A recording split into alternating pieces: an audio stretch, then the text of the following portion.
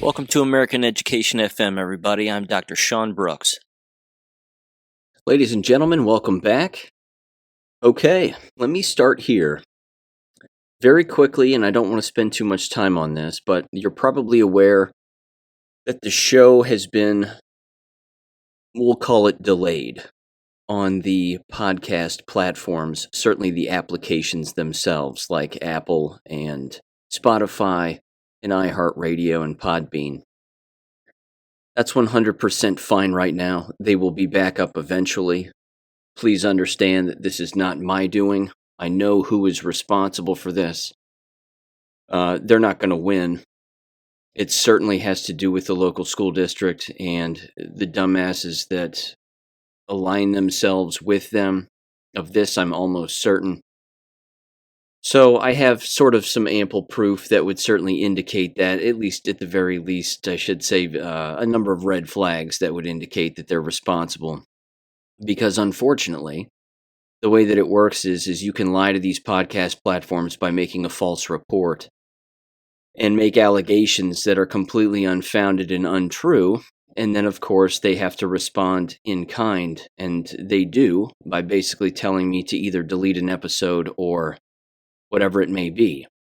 So, episodes have not been deleted. They may have been deleted off of the particular applications themselves, but they still exist on Rumble and BitChute, and on my Rumble and BitChute channel. So, just as a reminder, the show will now be, at least temporarily, although it's always been the case, but it will always be on BitChute and Rumble. The episodes will air Sunday night, Tuesday night, and Thursday night. These are the nights and the days that I actually record the episode, and then I put them out on those platforms first, and then they always upload on the actual audio applications for podcasts the very next morning at 6 in the morning. So that would normally, again, be Monday, Wednesday, Friday at 6 a.m. I know that it's more convenient to listen to them potentially through the actual phone applications themselves. But again, you have to understand that this continues to be a war. It's a war on free speech. It's a war on the First Amendment. It's a war against the Constitution of the United States, and there are endless communists who don't like the Constitution. So I'm not interested in their feelings. I'm certainly not interested in anything that they have to say because they're not going to win. This is not manufactured, by the way. I assure you this is 100% real. This is happening. It's not just happening with me, it's happening with numerous individuals. But again, the people fighting against this won't win. They have much to hide, and I have much to expose. And by them making this move, as I allege that they are in fact making this move against me, all it's doing is continuing to expose them. Because by making such a move, all you're doing, and all they're doing as a school district and the people who align themselves with that school district, all they're doing is proving that they have something to hide. They could do well to just not listen to the show, but that's not what they're interested in. They're interested in going after someone who's exposing them and providing a completely different take.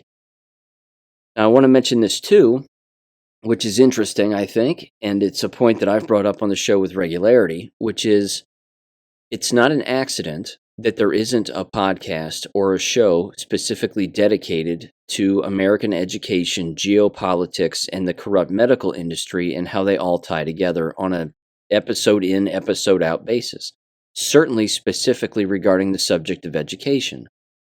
The people who work within this business believe that they are untouchable. They have unions, they have lawyers, they have all of these corrupt individuals that do whatever it is that they do. They bend the knee to one another. They lick each other's backsides all of the time. And they do all of this, I might add, at the expense of children. Because they're not really protecting children. If they were, they would be telling the truth. They would be morally sound, ethical people. But that's not the case. And it certainly isn't the case in the grand majority of American school districts, public, private, charter, independent, whatever. Certainly not in higher education either. And we know this, and everybody knows this. This is common sense. But at the exact same time, you have to understand that these individuals have more to hide. They have very nefarious motives.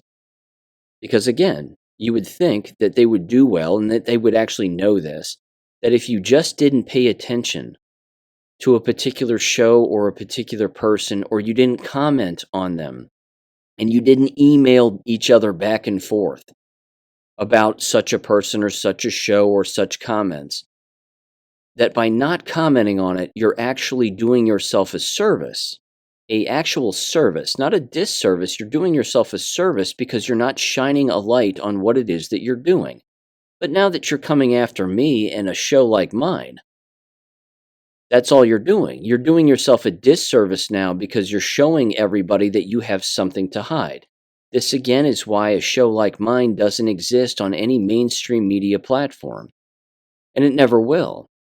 If you've ever asked yourself again, why isn't it that a channel, for example, like Fox News, doesn't have a show on the weekends, even late in the evening, like a Sunday night or a late Saturday night or even a very early Saturday morning, just solely dedicated to the subject of American education and what goes on, bringing up one story after another and letting the chips fall where they may and letting people decide what they want to decide about the state of education. The reason that doesn't exist is because, again, the pillar of American indoctrination, i.e. education, is the last pillar that exists. And once that pillar falls and falls permanently, that's when the matrix goes away. That's when the entire metaphorical city of lies, so to speak, crumbles to the ground and everybody can see it for what it's always been. And again, as I've said before on numerous occasions on numerous platforms, if people knew what this system has done to them, and it is doing to their children, in particular the parents who are sending their children into these environments, if they had any idea, they'd all leave instantly on day one. And the teachers themselves, if they immediately became unbrainwashed, they too would leave also. In fact, they would probably hurt themselves physically, coming to grips with the lies that they've taught and the truth that they have not told because they don't know what it is. That again is why this is a brainwashing system. It is designed to keep people in the dark about what goes on. Certainly from a curricular standpoint, science, history, you name it. And of course, geopolitical events, which is why these school environments are downhill from all of that manipulation that exists within the mainstream media and their own televisions. But they don't know this, which should prove to you how effective the brainwashing is. So that's why a show like mine doesn't exist on any mainstream platform, because they can't let the American people know that. So again, in summary, understand that the attacks against my show and it being pulled, albeit temporarily, from those particular apps, even though the content still exists and will always exist on BitChute and Rumble, that's very deliberate. It is not accidental. It's not some button on my end that I didn't press. It's not some button on your end that you didn't press. It's not some technical glitch. It's a very real thing. And the companies themselves, and certainly the streaming platform where I push this all out, I've been in communication with them. They've been in communication with me. The situation's being rectified. I'll even go so far as to tell you that lawyers are involved. Certainly on my end. I suspect they're involved on their end, based on the verbiage that's used. That's fine. I have lawyers on my end doing the exact same thing. So two can play this game. They won't win. They're not under my skin. It's laughable. This is the last move that a communist has. The last move they have is to go after someone who engages in free speech, because they think that hate speech is a real thing. It's not. They think that the First Amendment is an abomination. It isn't. It's the only thing keeping us alive here. Let me give you another example.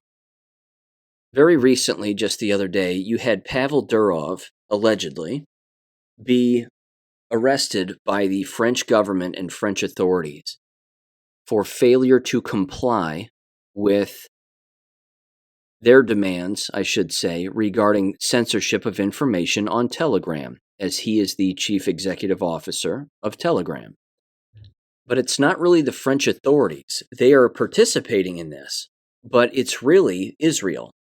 And it's really the Jewish lobby who wants Telegram gone because the information that is on Telegram is telling the truth. There are truthful videos about what is really happening, what the IDF is really doing. There's endless information that exists on Telegram that is telling the truth. And Telegram, again, is an interesting platform, and I'm on it and I read it, although I don't post necessarily. I might post in a comment section from time to time, but I don't post my own content on my own Telegram channel. But what's interesting is Telegram came around at, again, a very interesting time in American history, back around the late teens of the 2000s, as an actual platform, and frankly, hardly anybody was on it. But it did exist. And it was out there, again, as a platform for people to go to when other particular platforms were being shut down. And so some people had Telegram accounts, other people didn't. I remember looking into Telegram and actually being on Telegram a very long time ago when it first popped up, thinking to myself, okay, this is interesting. This is a platform where you can share video, photos, memes, and you can communicate with one another back and forth and a large group of people. Why would such a platform exist when Twitter already exists? But it clearly is existing and has existed because of everything that's happened with Twitter/X this entire time. And certainly back then, X was being taken down, or not even taken down, I should say, but accounts were being taken down, one after the other, for engaging in free speech. And then they were, of course, rewriting their terms of service and saying, well, that's hate speech, and you can't say that. Well, there's no such thing as hate speech. That's why communists use that language. They use it because they have to make up language as they go along to cater to their own needs. So again, make no mistake, the French government and French authorities are simply puppets for Israel and the banking system and the Jewish lobby. They're really the ones controlling all of this and making these moves. They've done the exact same thing or attempted to do the exact same thing with platforms like Gab. Gab is a free speech platform. You can post just about whatever you want on Gab, and you're going to get the unfiltered truth, which is great. You're not going to get pornography, of course. You're not going to get illegality, which is good. It's not a degenerate platform. But at the exact same time, these foreign governments and the money associated with them and the lobby that controls them have gone after Gab and said, you need to give us the name of this person or this account or blah, blah, blah, because they live in our country and we're going to prosecute them. And Gab does not oblige because Gab doesn't have to. And I commend Andrew Torba for doing that. It's a very good thing. Again, there's also this when it comes to the current crackdowns on free speech right now, which again are not crackdowns theoretically, because certainly not in the United States, because we have this constitutional right given to us by God. And there isn't any lawyer or any school board or any other individual who can say otherwise. But this is from End Wokeness on X, and it said UK mass arrests citizens for memes. So that's happening in the UK. France arrests founder of Telegram. Ireland tries to ban mean memes, quote unquote. Brazil forces X to flee the country. Australia tries to censor X posts. The European Union tries to blackmail Elon Musk. The DOJ jails someone for a meme. Maduro blocks all access to X. Free speech is under attack all across the globe. Now is the time to fight. If they win, there's no going back. They're not going to win. They won't. This will get messy, and they don't understand that it will get messy the more that they push. The more that you go against individuals' rights for freedom of expression, the worse things will get for the people going against those rights. As I've said before, in chess, the move is Zugzwang.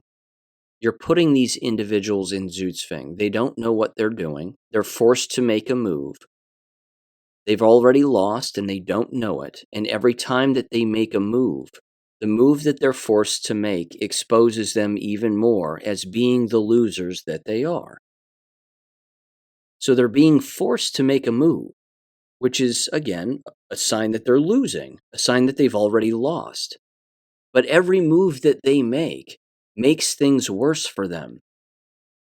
This is why these individuals would do well to just leave it alone, but they don't. which again should show you not only their stupidity, but their motive. And that's not going to go away. They're not going to get smart and have morally sound motives.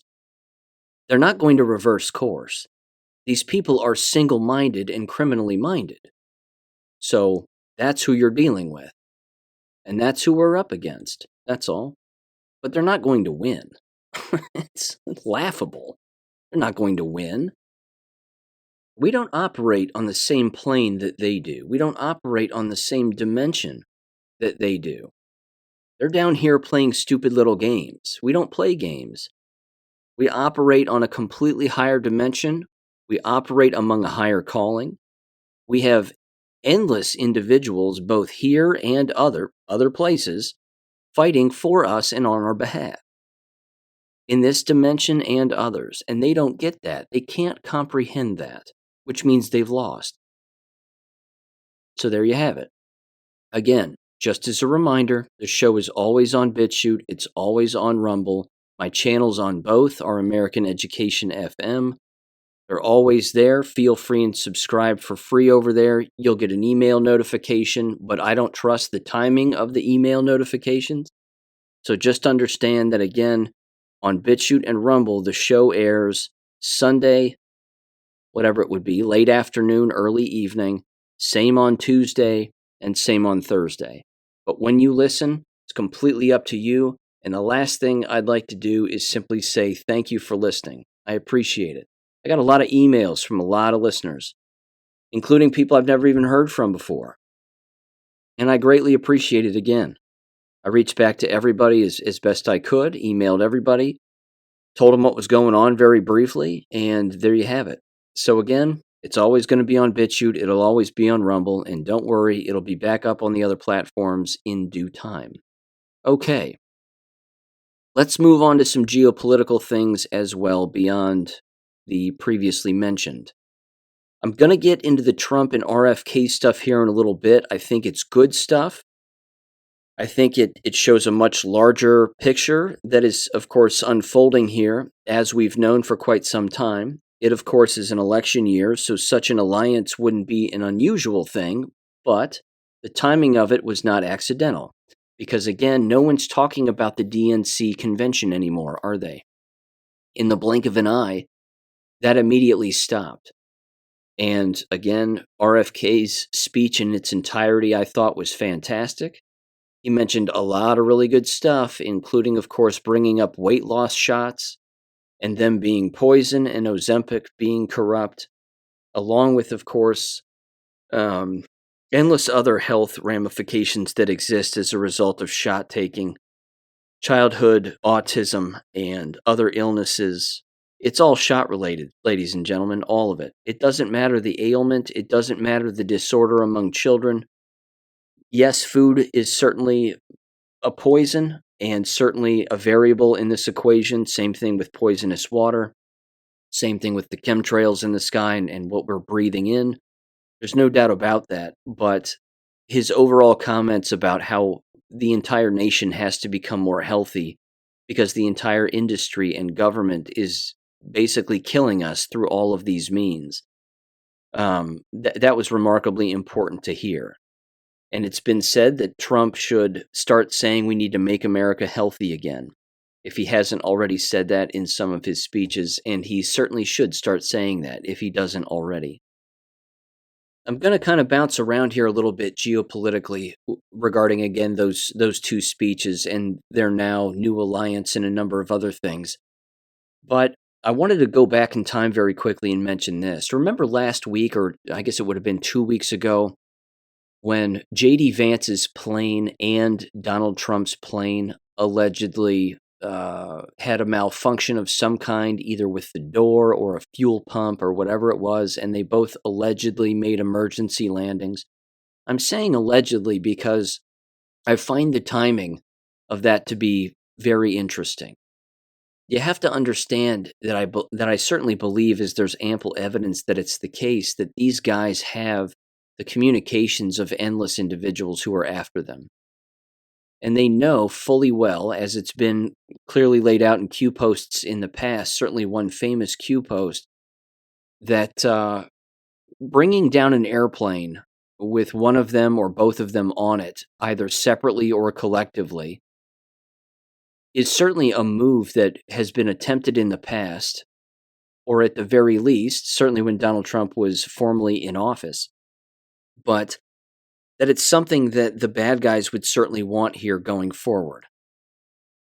With that said, I don't necessarily believe, because I don't have any proof, nor does really anybody other than the media's word for it, that those planes were making emergency landings because there was, in fact, some technical error on those airplanes.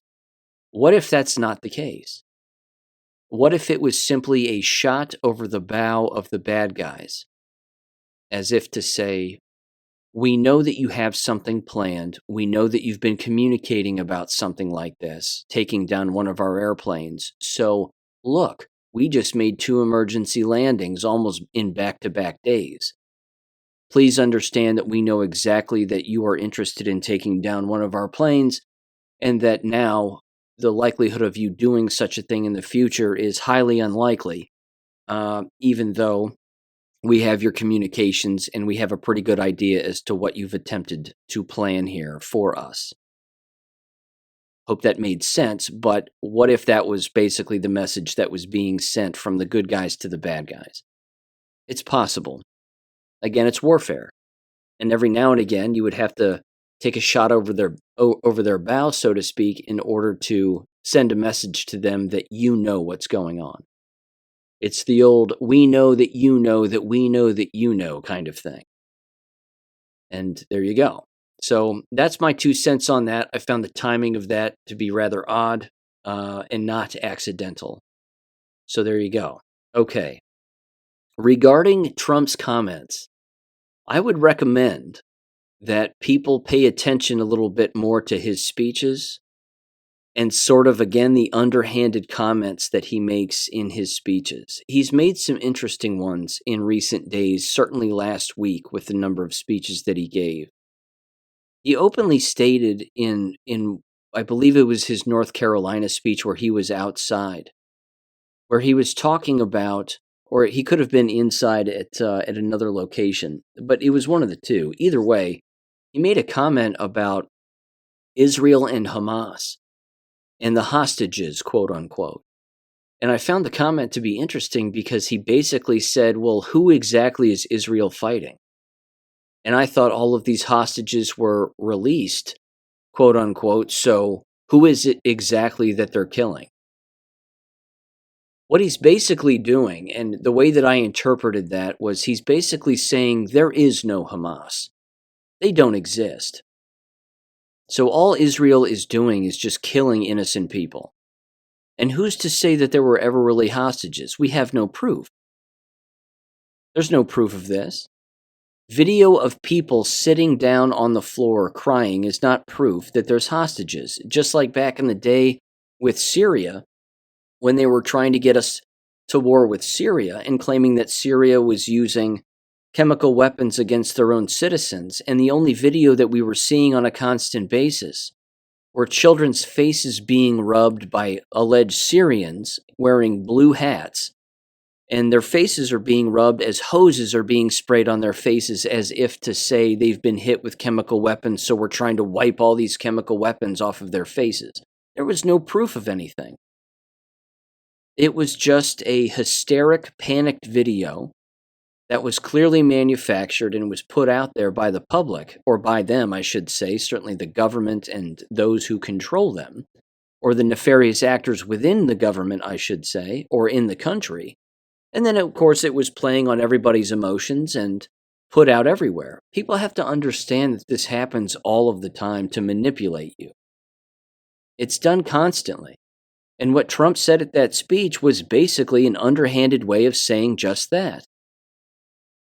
They keep saying Hamas, Hamas, Hamas, that Israel is now bombing Lebanon in an effort, so they say in the media, to keep Hamas from making some attack that they want to make.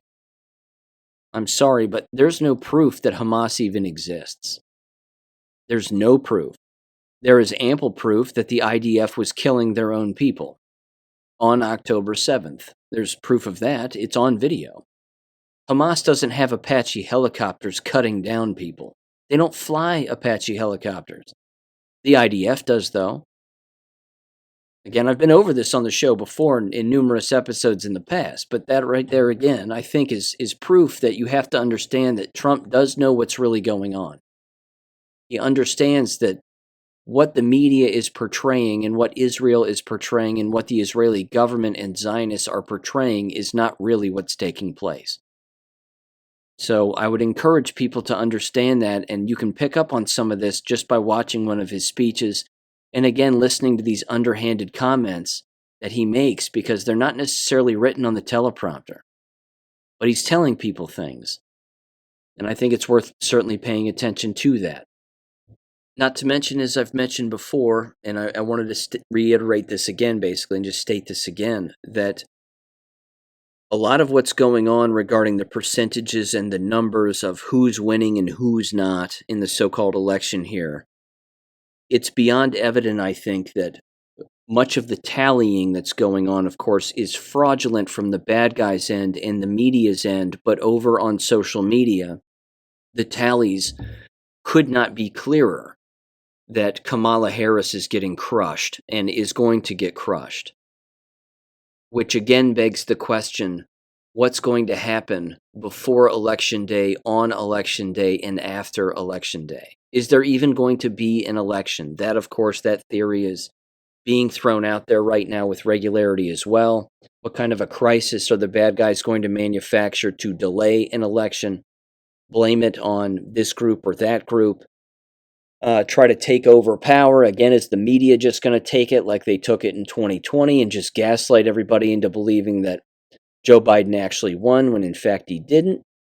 Even though there's ample evidence that this entire thing, again, was just thrust onto everybody to prove to them that this is how bad that things can get. That this is how easily people are also manipulated. That they will actually believe that Joe Biden won the 2020 election and that Kamala Harris was actually the vice president, when in fact clearly that was not the case. There was also this, and I wanted to make mention of it. It's an interesting theory, just throwing it out there. And this is, of course, secondhand, but you may be familiar with the individual who goes by S.G. Anon. Now, you can take this person with a grain of salt. Some of the things that they have said don't appear to pan out. But there are some interesting theories from time to time. Again, they're a mask-wearing advocate. They seem to believe, that a lot of the politicians are wearing masks, certainly on the left. I don't necessarily believe that, not by a long stretch. But, they've had episodes where they try to make those connections. They did say this, which I thought was interesting, and it certainly is another take. They essentially showed in one of their last episodes, in one of his last episodes, he showed the immigration chart and the illegal immigration chart that's been referenced with regularity, certainly during Trump's speeches and his rallies. And it was the one, of course, that he was looking at where he was allegedly shot. During March of 2020, on that actual chart, you can see a dramatic decline in illegal crossings by illegal aliens. In fact, it was arguably the lowest that it had ever been. The theory that he was mentioning on his show in reference to that timing of that chart was that was the moment that martial law was implemented and the moment that Donald Trump handed everything over to the military. This is possible. I've always stated that I believed that it was on January 6th when he handed things over to the military. That's when he signed the Insurrection Act. And that right there was when he handed it again over to the military, proving that, of course, Joe Biden had not won the presidency and a number of other things. It would make sense that he would hand it over in March of 2020 in an effort to again catch these individuals and catch these people in our own government planning and doing a number of different things, including, of course, the upcoming election of that year in 2020. So I'm not saying it's impossible. Certainly based on what I know to be true and a number of other theories that are out there and just dot connecting, it's highly possible that that is in fact the case. with that said, regardless of the timing, whether it was in March of 2020 or January of 2021, I have no doubt that the good people in the military are involved, not the people that you're being shown necessarily, certainly on television, as even Donald Trump himself calls them, the TV generals. It's certainly not them that are really making the moves here. It would be individuals who are behind the scenes who people are not seeing.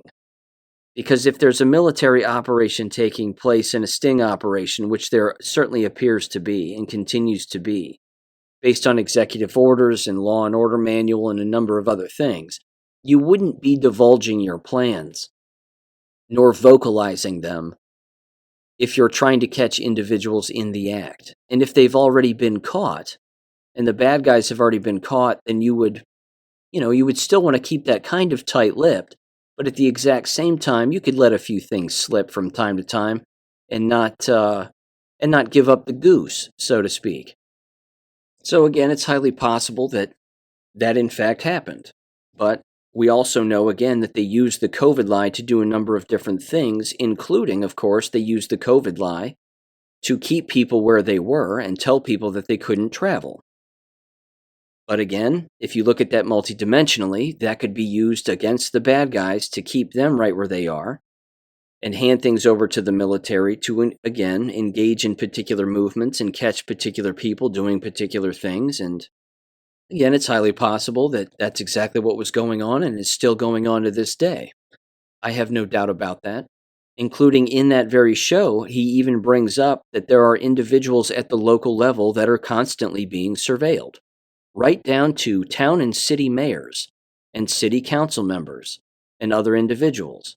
Again, if there's a sting operation taking place, you would have to take down those individuals too. Because if these individuals, again, are openly engaging in human trafficking, child trafficking, or they're going along with particular moves that basically facilitate all of those things, then those individuals would, in fact, need to be surveilled, because such a thing would be illegal. If they're taking money or taking advice from individuals that are engaging in those kinds of things, well, that's conspiracy to break the law. That is actual conspiracy. So hopefully that is happening. And hopefully these people are held accountable, regardless of where we live, and hopefully the right thing will take place. But again, we are at war, and there is certainly a civil war going on right now. And the Civil War does have casualties, but it is also being used with the stroke of a pen. And that's happening on a constant basis. Let me mention this also. One more comment about the DNC, and then I have one more quick comment and observation on RFK's speech. And it was really only one thing that I disagreed with what he said. First of all, I've noticed this now for quite some time regarding Barack Obama. When you watch him speak, he has a different way about him now than he ever has before when he has spoken. Certainly when he was president, he was of different mood and of a different vibe, we'll call it. But with the speeches that he gives, he has a look on his face and in his eyes that is utter terror. That he knows he's been caught. He knows that the jig is up.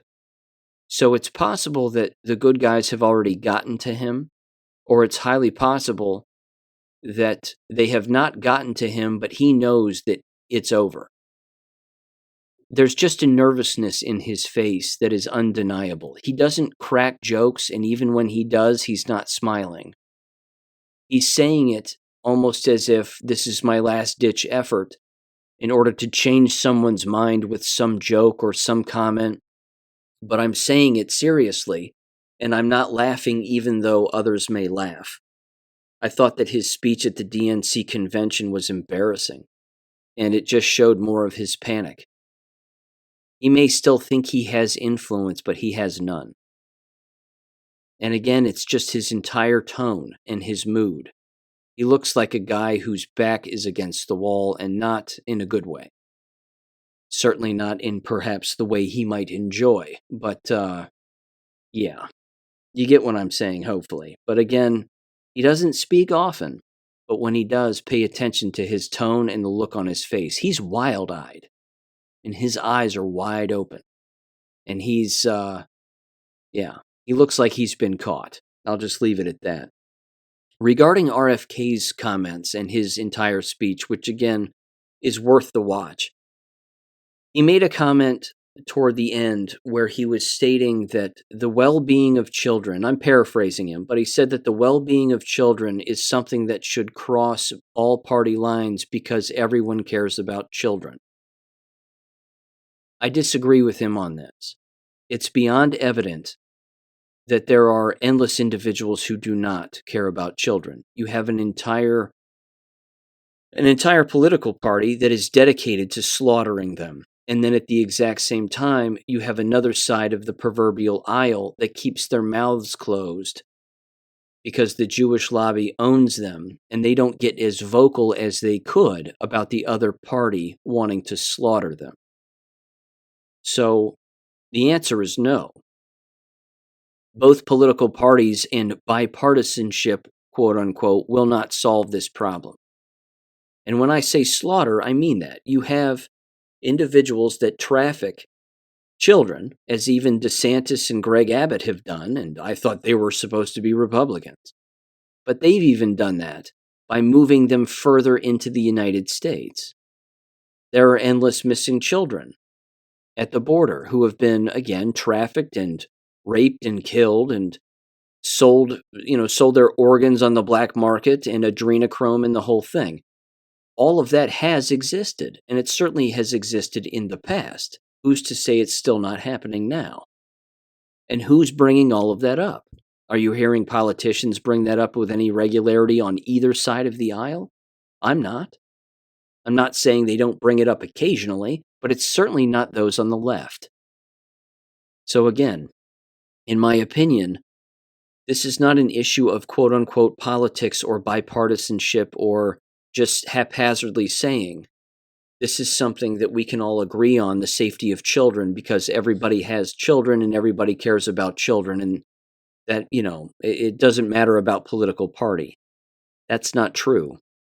Those who despise children and those who abuse them need to be destroyed. This is the way forward. This is something that has to happen. And you destroy their ideologies. Their ideologies have to be destroyed. And look what's happening. They already are.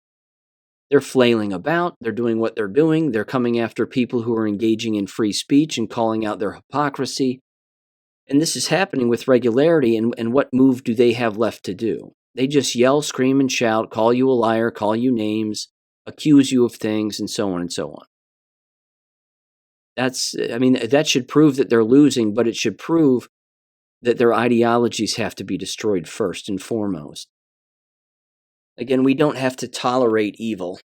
No one should tolerate evil. You stand up against it and you defeat it. And you defeat it first with the truth. And then if you have to use action, certainly from a legal standpoint, then you use action. And there's lots of action that can be legally done against this evil. But this is not an evil that we need to stand side by side with. This is not an evil that you can convince is wrong and that they should, somehow, gain morals and values when they previously had none. As I said earlier, these people are not going to do a 180. They won't. It's not going to happen. So we have to move forward either without them, or we move forward without them, and we highlight everything that they claim is correct when in fact it is not. And then you just let time eat these people up. Because time, of course, is the only test that matters, and it will always eat these people up. Case in point, let me mention the following here. There were 2 posts that I put in the last war video, and 2 posts that I found that came to my attention also and were sent my way, that I also put on my Gab page, and I wanted to read this first one. This is from a Charles Wing, at CWing, UEXKULL on X, and they said the following. Again, it's a keen observation. They said Tim Walz is a deeply sinister figure. They said a very twisted man hides under a manufactured exterior that's so badly put together and coming apart at the seams that it's become obvious even to casual observers. You might have noticed Walls's herky-jerky jazz hands and frenetic, almost spastic drag queen-type vaudeville affect, all exaggerated grimaces and wide-mouthed laughter dancing around making a fool of himself. Yes, Walls is a white cuck stereotype wind-up toy, a theater kid. But why? For those who know about Walls's repeated solo trips to Southeast Asia and his obsession with gay teenagers in the 1990s, his queer performance of a straight Midwesterner is not just grating, but disturbing. We can read through his nervous, compulsive attempts at physical comedy and see a man whose alcoholism and pedophilia are somehow intertwined with the deep discomfort he feels in his own body, a poisoned, adipose sack of flesh that throbs in pain when it isn't feeding on his youthful companions.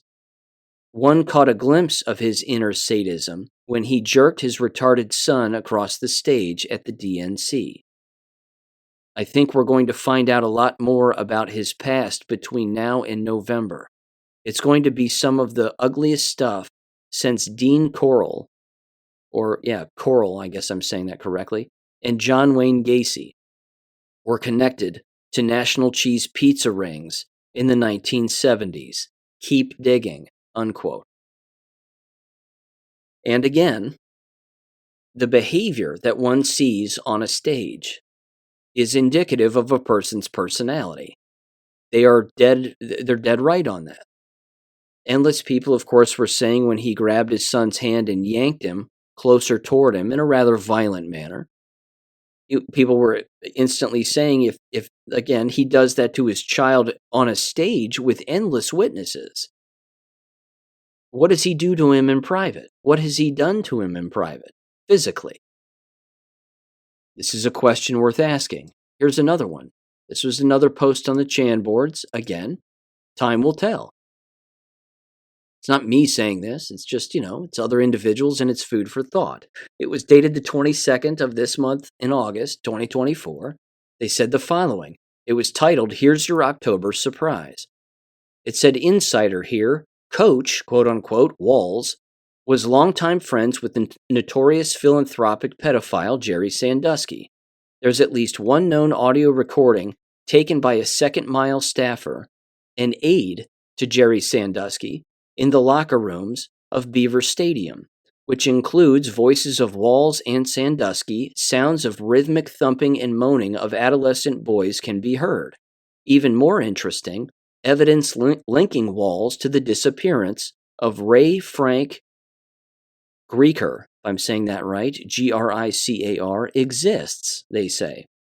As a primer, start looking at key dates in Walls' career history. The Walls team tried getting ahead of the story tangentially with horse-related memes to discredit the testimony of the adolescents abused in the stables on the PSU AG fields. Enjoy the October surprise, unquote.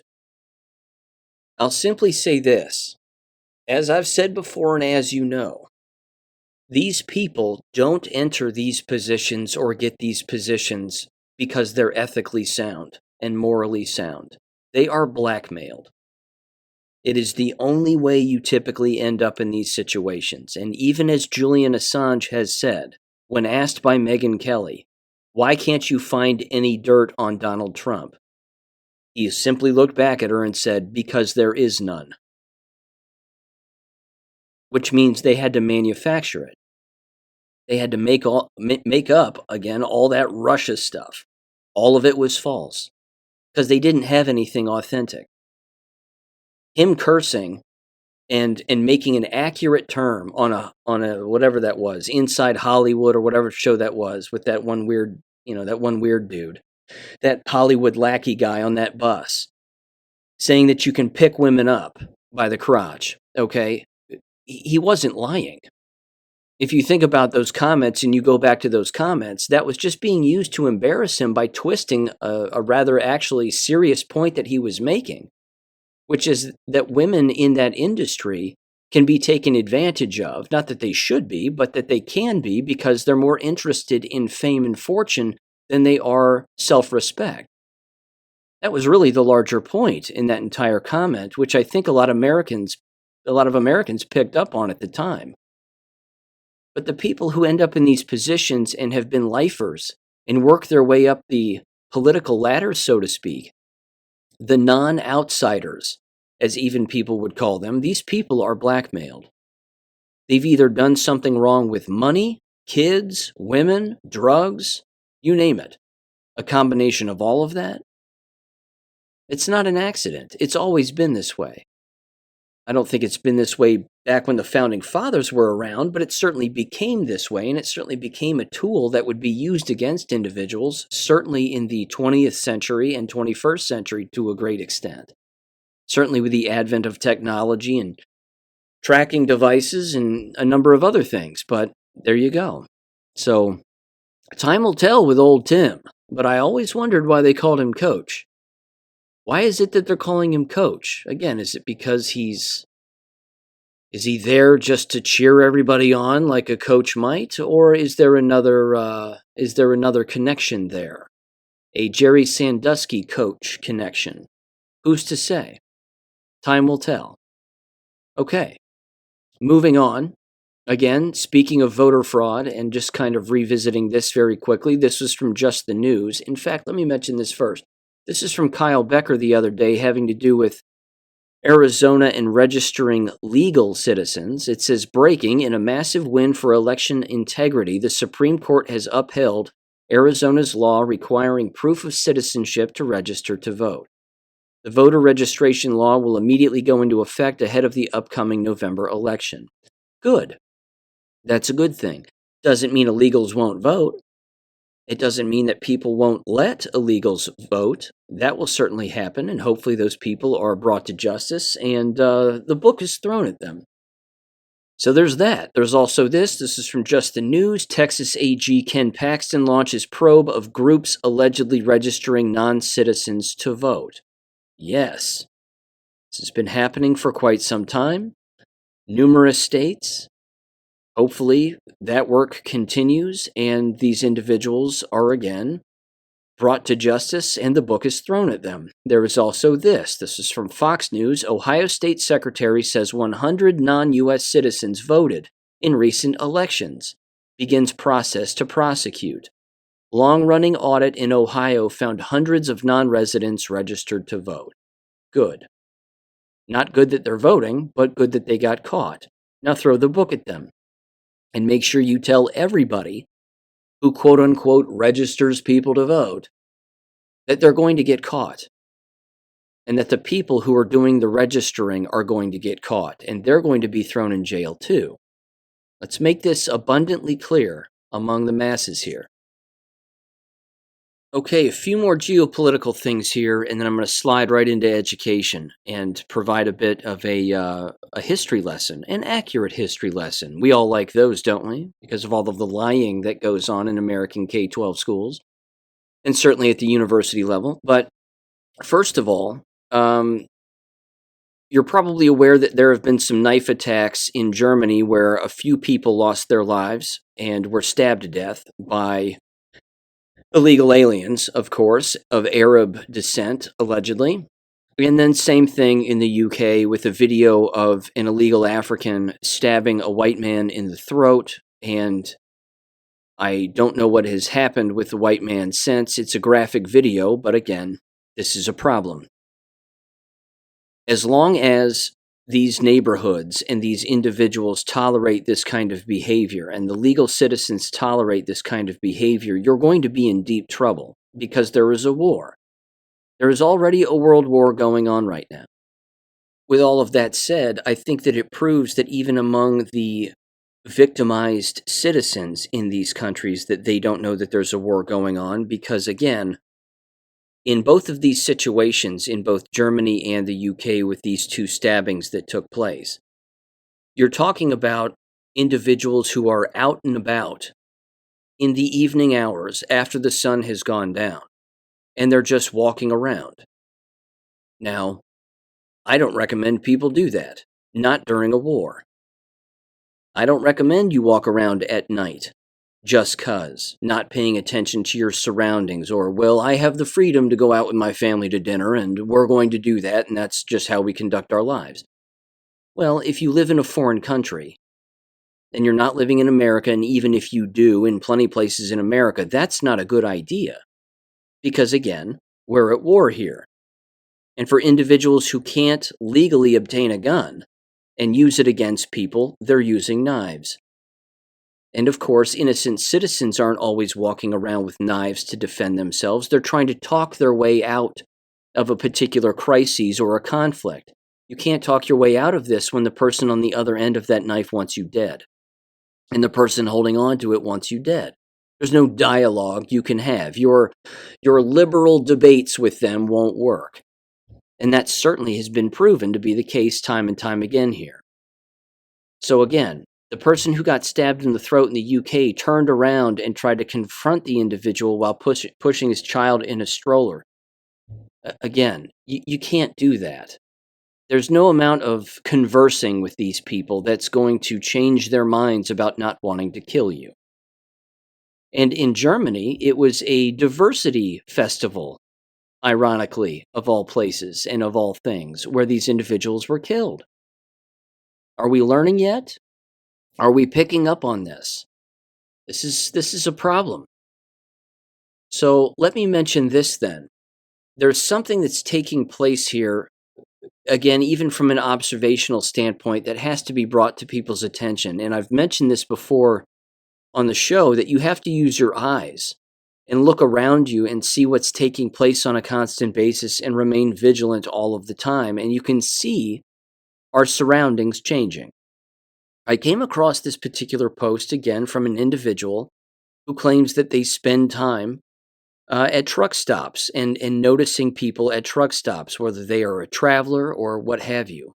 But here's what they said. Again, this is on one of the boards I pay attention to. They said, I like to spend time at truck stops. Here's what I see. Now, I assume this person has good intent. Hanging out at truck stops isn't exactly my cup of tea, but, it can be for criminals, and it can certainly be for anybody who's interested in making some general observations. But either way, they said the following. They said, here's what I see at truck stops. Truck stops are like having your finger on the pulse of America. People traveling on the highway give you a broad view of everything going on hundreds of miles away. And over time, if you see changes, they're indicated of what's happening nationally. What I'm seeing is, in the past, I would say 2 months, certainly 6 months, a complete de-whitening of America. Usually you can tell the truck drivers from regular people who are stopping on the highway, either who live locally or are traveling with their family in their passenger cars, and I can tell you that the drivers are overwhelmingly, from the looks of it, they look to be South American. Not Mexican, not black. Certainly there are some, but there's just a huge influx of South Americans. I don't mean 10 to 20%. I mean 80% of the people you would see in a truck stop bathroom, who are quite obviously drivers, come in for a quick break, are probably from South America.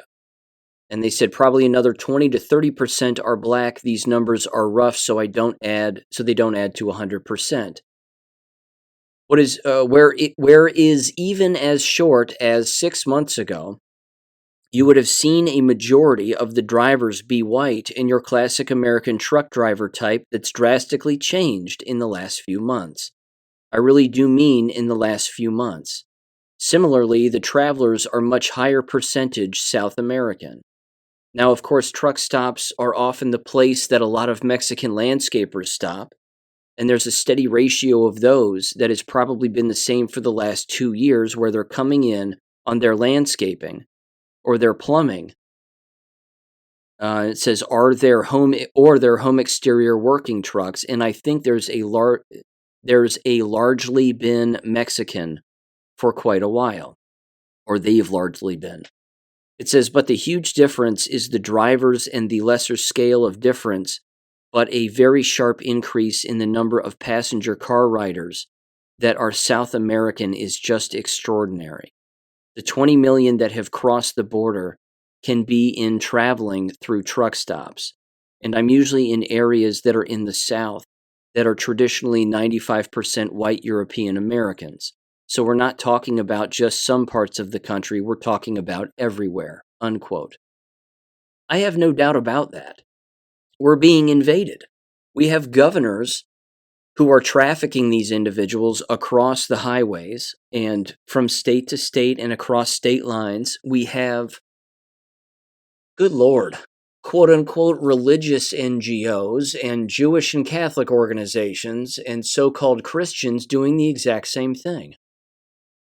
This, it's not surprising, but it's an interesting observation that, yeah, in a particular location of travel, certainly during a leisurely stop to use the restroom or get a map or whatever, stretch your legs, you would end up seeing exactly what was taking place when it comes to, of course, the trafficking of human beings and illegal aliens being moved from point A to point B. I have no doubt about that. Not at all. Now, there's no real transition here, but I do want to mention this. This was interesting. This is a particular historic thing that I came across, and I put it on Gab also. This is I'll just read it to you here. It's a German leaflet that was specifically pages that were glued onto the last page of the German World War II Luftwaffe service book. And it says, here's the rough translation. Again, it has the actual document itself, but it has the actual loose translation of these 10 particular commandments for conduct, as it is titled. The 10 Commandments of Conduct of War by German Soldiers. Here's what it said. Number 1. It said, the German soldier fights chivalrous for the victory of his people. Cruelty and useless destruction are below his honor. Interesting. Yeah. See, again, one of these commandments after the other, and it really is fascinating. You're going to learn that they weren't the enemies. It says, number 2, the fighter must wear a uniform or a specialty a specially introduced, widely visible badge. There we go. It says fighting in civil cloths without a widely visible badge is prohibited. Number 3, no enemy who has surrendered will be killed, including partisans and spies. Their punishment will be determined by courts. Number 4, prisoners of war must not mistreat or insulted. It says, while arms, maps, and records are to be taken away from them, their personal belongings must not be taken away. Number 5, it says dum-dum bullets are prohibited. Transforming other bullets into dum-dum is also not allowed. Number 6, the Red Cross is inviolable. It says injured enemies are to be treated in a humane, and then it says, period, medical personnel and army chaplains must not be hindered in the execution of their medical or clerical activities. Number 7, the civilian population is inviolable. The soldier must not loot or destroy intentionally. Landmarks of historical value or buildings serving religious purposes, art, science, or charity are to be especially respected. Gifts and services offered by the local population may only be accepted if ordered by superiors and only against compensation. Number 8, neutral territory must not be included into hostilities neither by entering nor by overflying or shelling, it says. Number 9, if a German soldier is taken prisoner of war, he must reveal his name and rank if asked for it. Under no circumstance will he reveal to which unit he belongs, nor will he give any information about German military, political, or economic conditions. Neither promises nor threats may induce him to do so. And number 10, violations of the regulations mentioned above in matters of duty will be punished. Violations of the regulations 1 through 8 committed by the enemy must be reported. Retribution is permissible only if ordered by the higher unit command." Unquote. What a deadly, murderous group of people. They sure are polite about it. Unbelievable. That right there again. I know people would say, whatever, that's evil propaganda. They'd have to say that because they did the exact opposite. How do you know that? How does anybody know that? This is why they didn't gas anyone. It violated the Geneva Convention. Again, they had strict rules within their own military. And they aren't unreasonable. They didn't destroy their own property. I mean, I could spend endless episodes on it alone, but you get it. If you've ever seen Europa the Last Battle, if you've ever seen The Greatest Story Never Told, if you've ever read any of these books associated with real history, you'll fully understand that we're not being told the truth. This is what makes history teachers in school an absolute abomination. And I pity them. I truly do. They're victims of the brainwashing as well. And as long as they stay in that machine, the unlearning is going to be very difficult to do, which then, of course, puts them in an even bigger bind as school teachers, because if they do unlearn and they do wake up and they do start to teach the truth, a couple of parent complaints and they're out of a job. What do you mean the German army weren't the bad guys? What are you talking about? You read the 10 commandments of the Luftwaffe and what they were supposed to do and not do and blah, blah, blah, and how they were supposed to respect the enemy and not destroy property and a number of other things. I mean, you guys remember that it was a terrible movie. It was a George Clooney movie, which should tell you, of course, that it's CIA propaganda. But it was a movie with him and Matt Damon and a few other morons, and they were portraying these World War II American soldiers who were reconfiscating German artwork and European artwork. Do you remember that movie? I forget the title of it, and I don't want to look it up because I really don't care. But the point is that particular movie is a complete falsehood, because in the movie, and I did see it back when it came out, and it was certainly on television if I'm not mistaken, but it completely bent history. It completely turned it into Adolf Hitler and the German army were trying to steal all of this artwork and this priceless artwork. No, they weren't. They were preserving it. That's why it was in bunkers. That's why it was underground. They were trying to preserve their history, their heritage, their way of life, their culture. But that's not how the movie bent it. The movie bent it, again, as they were thieves. It's absolutely absurd. Again, just another history lesson there that I think is certainly worth telling and always worth noting, that we've been lied to. And until people wake up from this you're always waking up to it, basically. We're always waking up from the Matrix. But I find things like this and little tidbits of information like this to be fascinating. So I hope you don't mind that I mention them on the show and bring them up. I think it's fascinating stuff. Okay.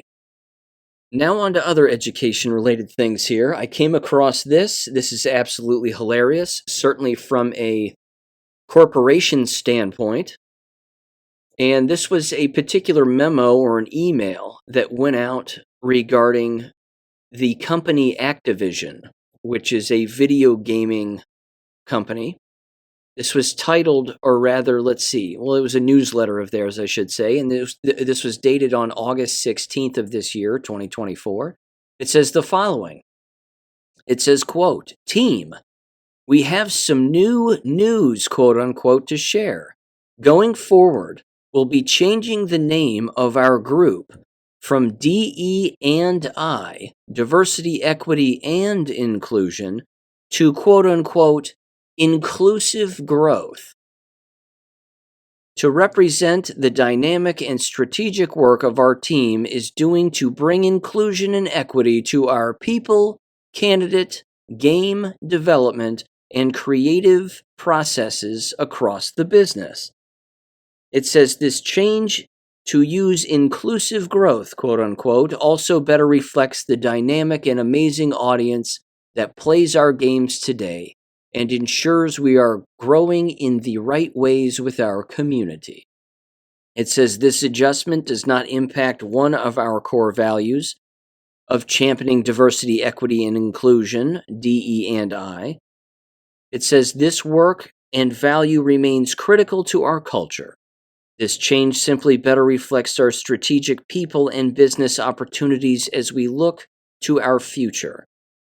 If you have any questions about this change, check out these frequently asked questions or reach out to a member of our team. Thank you, Casey Morris, head of inclusive growth, unquote. Disgusting. But they're communists, and that's what they do.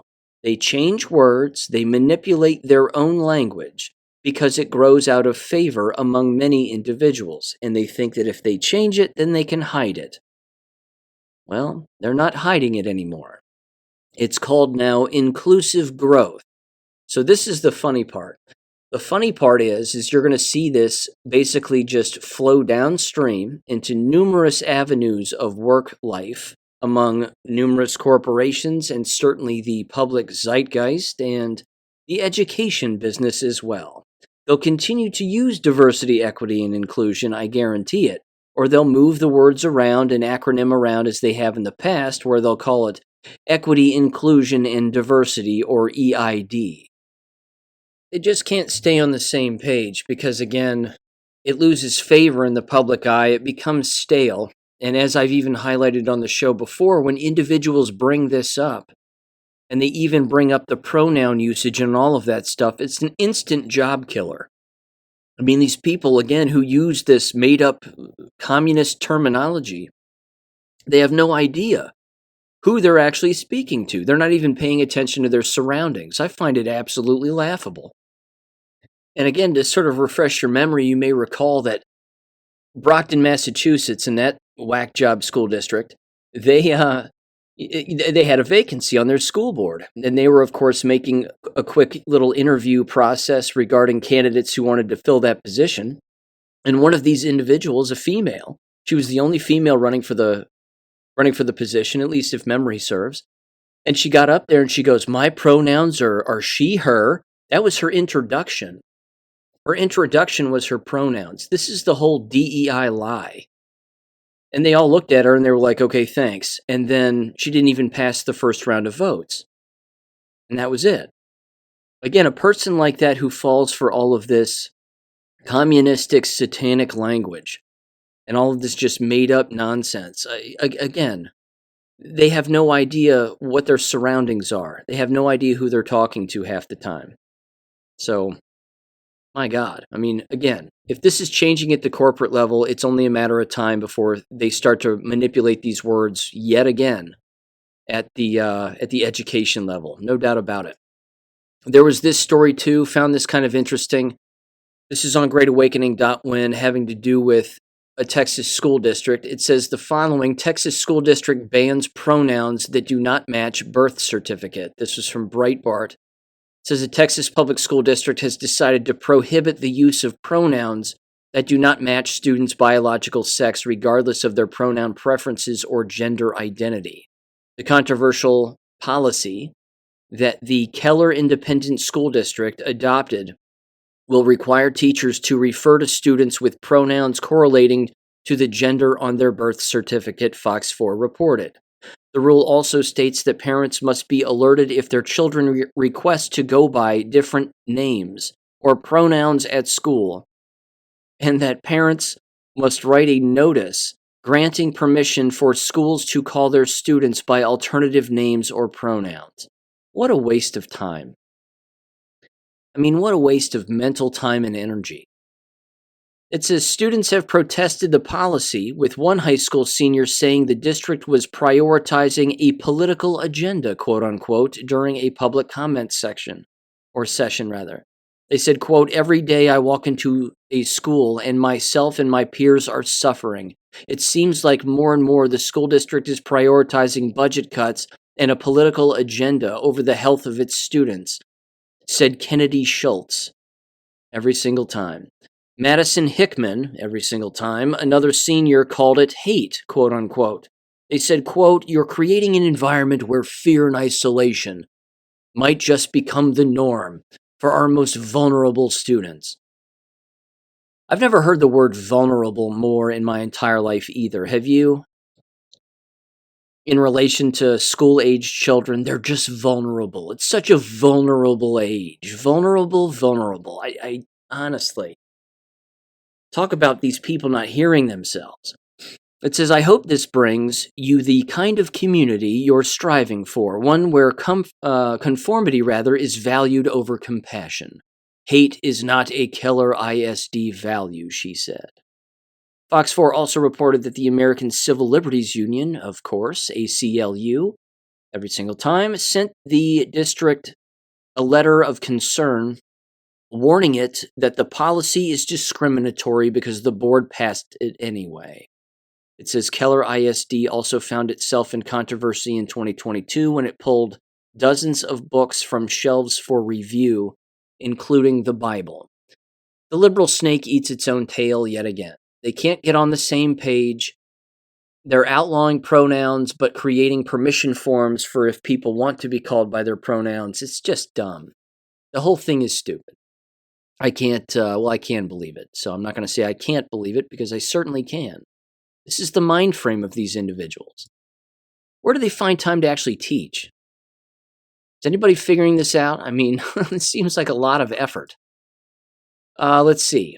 This was thrown my way also. Absolutely fantastic. I believe this is out of Louisiana, if I am not mistaken. And it is Louisiana, as a matter of fact. Having to do with public school enrollment declining. Excellent. And here's what it said. This was from a local newspaper in the general area from our Louisiana educator, titled, "Public School Enrollment's Declining." Par snapshot, it says. It says, with the start of the new school year rather, students are returning to emptier classrooms as the total enrollment in Louisiana's public schools declines to its lowest level in 16 years. Louisiana has 680,023 students enrolled in K12 public schools in February of 2024, according to the most recent data from the Louisiana Department of Education. That's lower than enrollment in February of 2008, when 680,017 students were attending the schools. The numbers include students in public charter schools. It says enrollment grew yearly until 2017, when Louisiana started seeing annual drops in student count. The state's public elementary and secondary schools have lost 41,174 in the years since then, nearly equivalent to the population of Alexandria, the data shows. It says Louisiana has seen 8 consecutive years of declining enrollment, with the steepest drop-off in 2020 during the start of the COVID-19 pandemic. Across the last 4 years, public school enrollment has dropped by 36,393 students, or 5%. 5%. Well, you're about halfway there before you're completely bankrupt. The old 11% is getting closer. Several factors, it says, could explain this downward trend in enrollment. Oh, do tell us. What yarn are they going to weave here? Louisiana's population has fallen in recent years, with more than 75,000 fewer state residents since 2020, according to the data from the U.S. Census Bureau. However, the number of school-aged children in Louisiana has been shrinking even longer, declining by 140,000 people, or 13% since 2020. The census data shows. Meanwhile, many parents turned to homeschooling their children during the pandemic. No pandemic, there wasn't one. Rapidly increasing the number of students in such programs. State Education Department data shows home study enrollment has increased over the past 10 years by 7,251 students, a 74% increase. In the 2023-24 school year, 17,049 students were homeschooled, according to the data. Wow, that's awesome. It says the U.S. Census Bureau estimates as many as 6% of Louisiana's school-aged children receive their education through homeschooling, according to its Home it's household pulse survey data.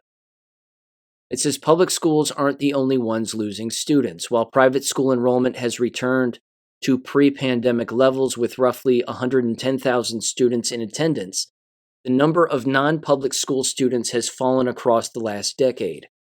The state education department said parochial and non-public schools have 10% fewer students in attendance than they did 10 years ago, a decline of more than 12,000 students.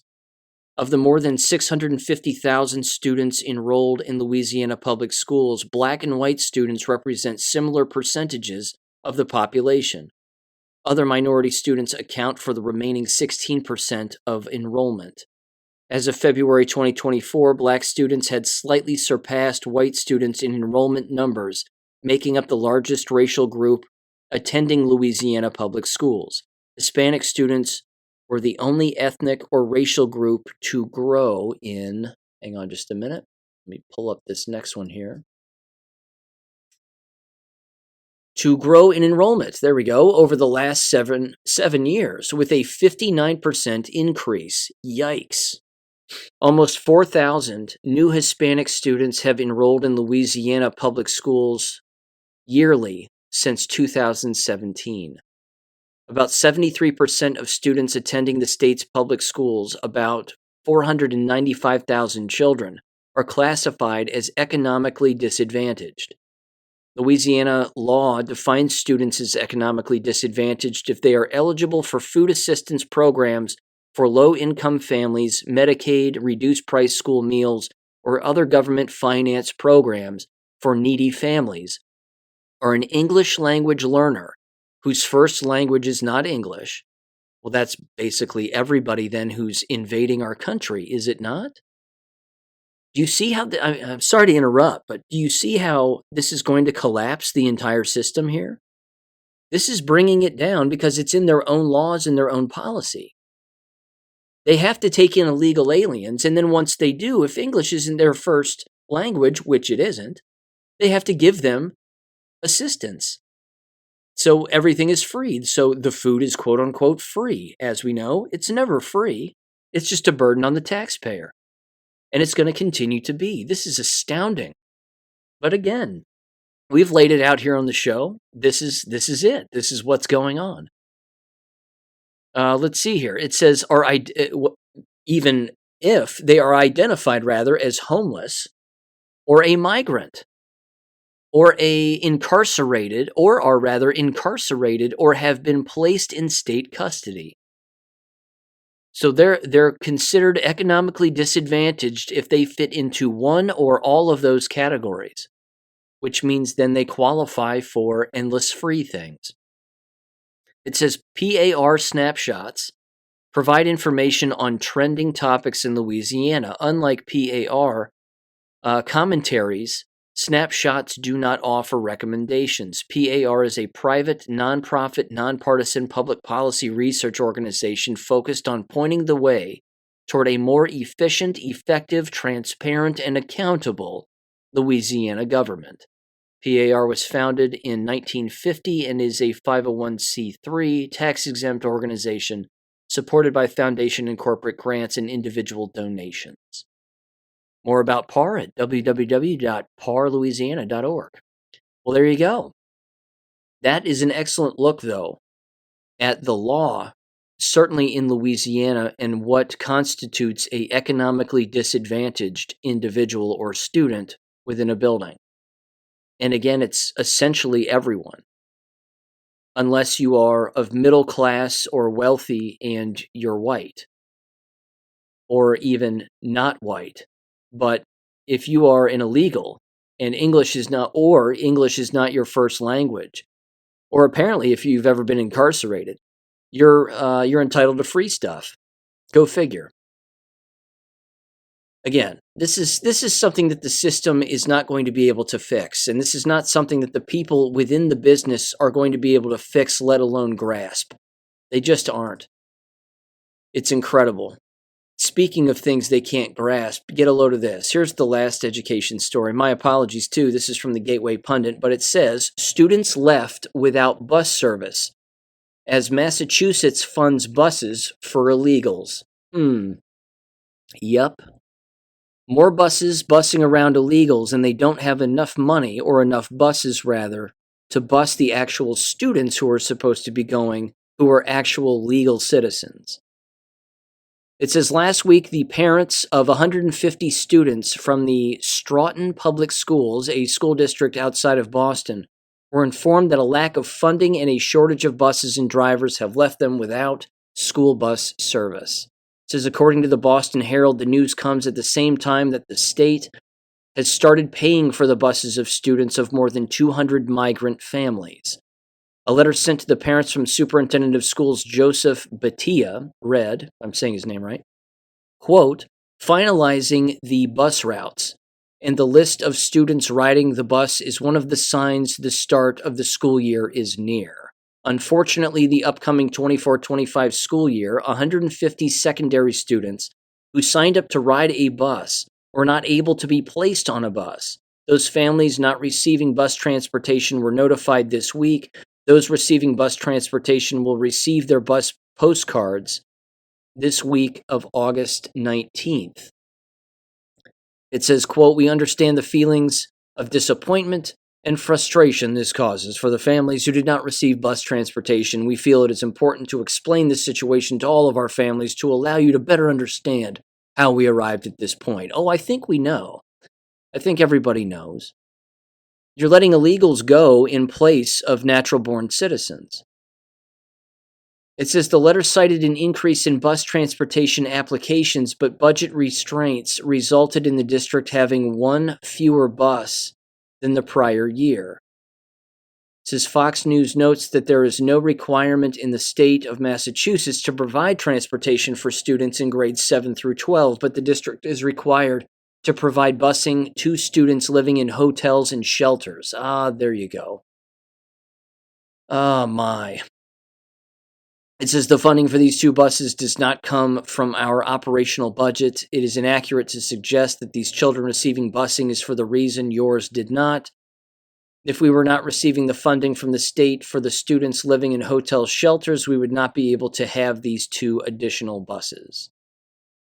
And then that's essentially it. It says the district is seeing an increase, here we go, in pre-K through 12 enrollment, including in our migrant student population, and unprecedented pressures in special education, transportation, and services for English learners, unquote.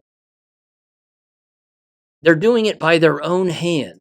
They're crushing their own business by their own hand and elbowing out natural-born American citizens with their own policies, their own laws, their own procedures, and they think they can survive this as a business. You've got to be kidding me.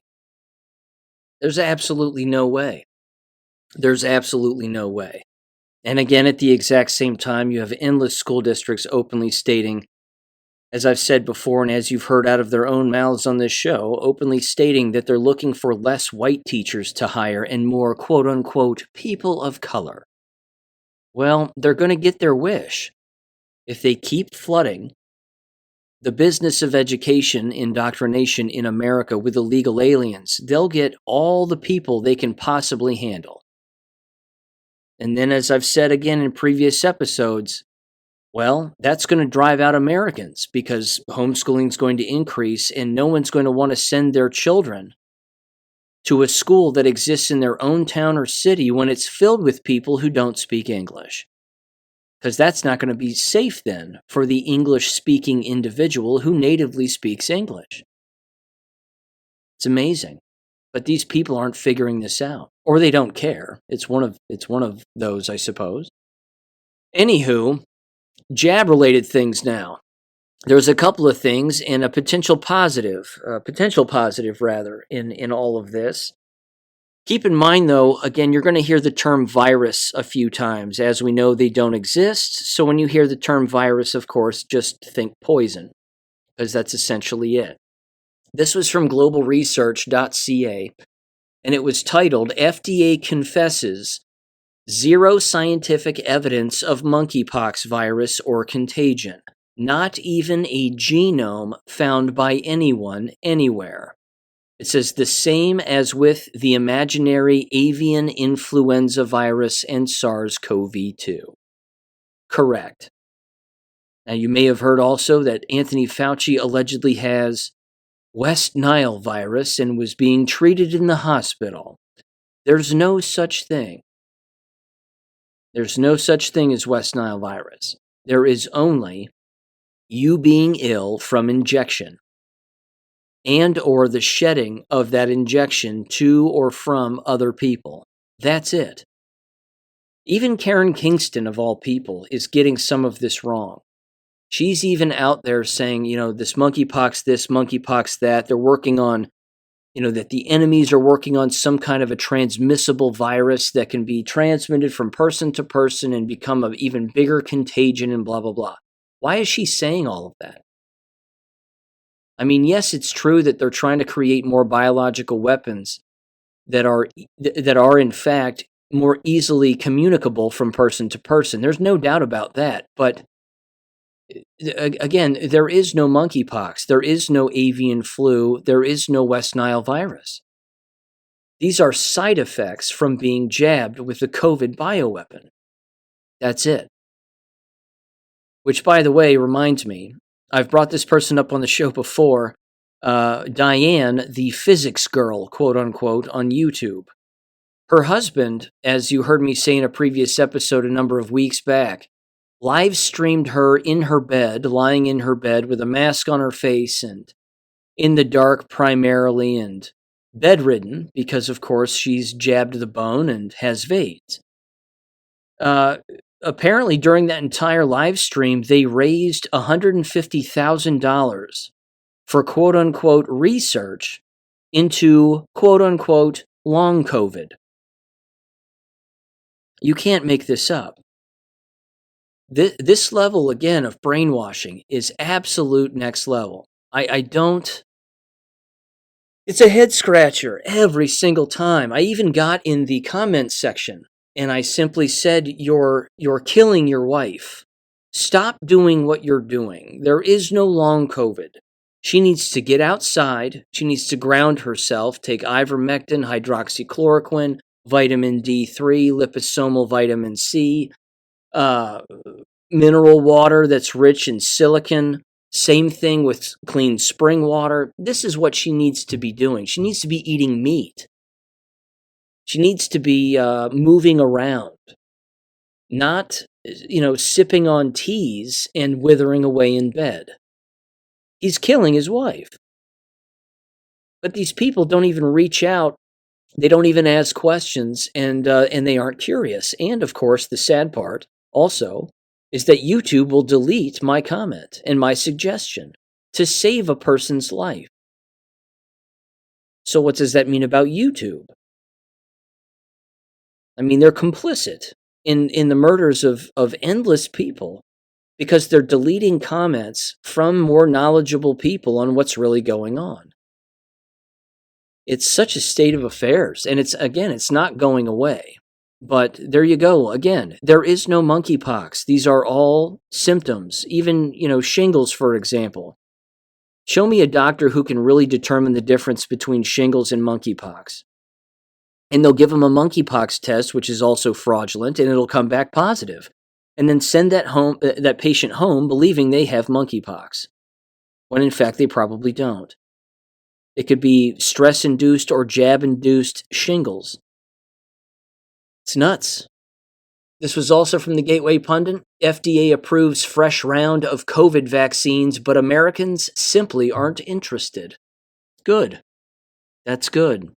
It's because many of us, have figured it out. We know what's going on. Unfortunately, many do not. But let me end on a positive note here. And just a quick little, refresher regarding what could potentially be a cure. Not to mention, at this stage of the game, Physics Girl might want to do something like this, because this might help her. And what does she have to lose, other than her life, of course, along with anybody else who's jabbed?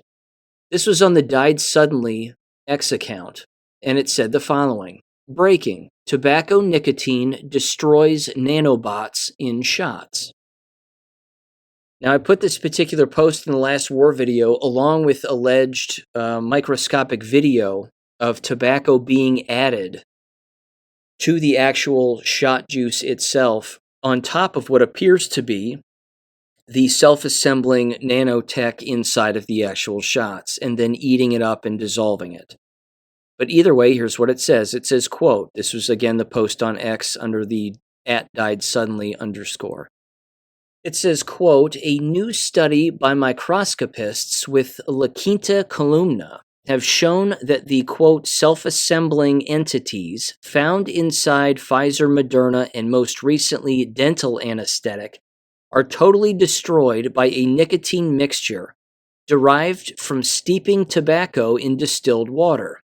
It says researcher Rafa Calvin made the discovery by isolating a sample of dental anesthetic for 30 days, then applying a nicotine mixture taken from a solution of 1 gram of tobacco and 5 cc's of distilled water. In the video below, you can, which again is in the war video, and I even think I put this on my Gab account, but it says in the video below, you can see that when the nicotine mixture interacts with the nanotechnology, the structures disintegrate and disappear completely. La Quinta columna is now testing this nicotine solution on a Pfizer shot sample, and if successful, may have the beginning of a treatment protocol for detoxing humans of this alien technology. This would include use of nicotine without additives, straight from tobacco, not cigarettes you buy in the store. Again, I immediately thought cigars, just high-quality, hand-rolled cigars. It goes on, it says, nicotine has already been identified by Dr. Brian Ardis and others to uniquely combat COVID infection by safeguarding receptors, a phenomenon even recognized by establishment scientists. And it says, could nicotine hold the key to defeating invasive nanotechnology, unquote. Okay, first of all, again, there is no COVID. Second of all, what was unfortunate during the COVID hysteria, and even among some of these so-called awake doctors, is that they found out about this nicotine stuff, again, through Dr. Ardis or other people, and they immediately started chewing nicotine gum and throwing nicotine patches on their body, and then they were getting ill. Because you're really not supposed to do that. And again, if you're not sick, well, don't take nicotine. I think Dr. Tenpenny and Lee Merritt even did it and talked about becoming sick, or one of them did, or both, one of the two. Either way, again, not a good idea. It does beg the question, which I've wondered this also, is, are there individuals out there who smoke pure tobacco? Whether they inhale it or not is irrelevant, because a cigar smoker, for example, would just draw it into their mouths and it would get into their gums and their bloodstream via the gum line. And again, I smoke cigars from time to time too, same kind of thing. But at the exact same time, the question is, does an individual who has smoked cigars or does smoke them, have they been sick? I mean, I certainly haven't, but is that why? Again, there is no COVID, so what exactly is it protecting from? Again, it would have to be shedding from the shot recipients or the shots themselves potentially, because it's not COVID, because there is no COVID virus. Would it have an impact on radiation poisoning? I have no indication that would be true. But again, it just raises more questions. And again, are these people out there?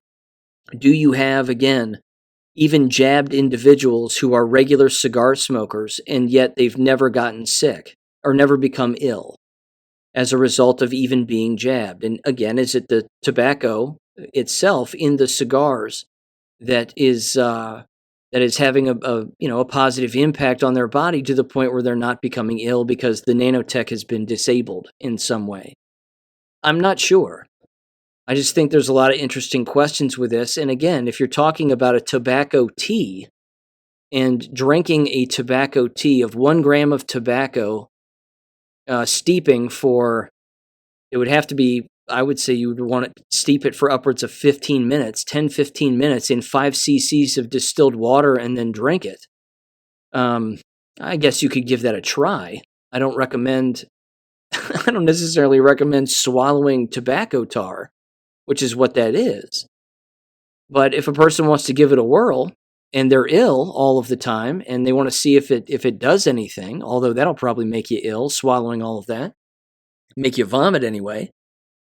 At this point, if you're ailing, why not give it a whirl? I mean, you're not going to die from ingesting the tobacco juice. It might not taste good, but yeah, it's worth a shot, I suppose. So there you go.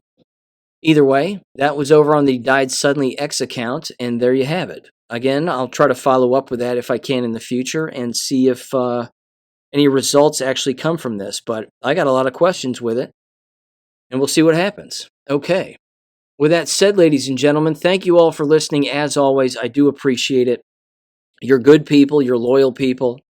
Keep listening to the show if you can. Certainly spread it around if you can. Again, it will always be on BitChute and Rumble. American Education FM is the channel. Always check out my website too, AmericanEducationFM.com. And we're working on getting the show back up on the podcasting platforms in due time. So with that said, thank you again for listening, and I will catch you on Wednesday. Peace. Thank you for listening to American Education FM.